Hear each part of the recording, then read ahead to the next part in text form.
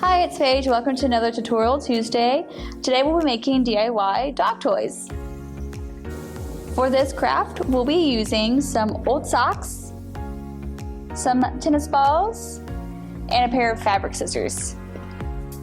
So the first one we're going to do, it's going to be a basic one. You're just going to take a sock, take a tennis ball, put that tennis ball into the sock at the very bottom. We're going to tie a knot.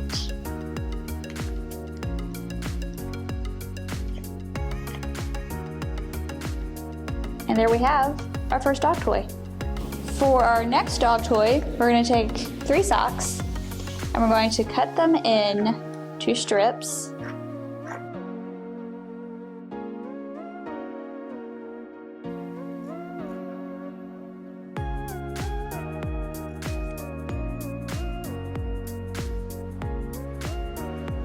So once you have your strips cut out, you're gonna tie 3 of them together at the top into a knot there, and then we can start braiding.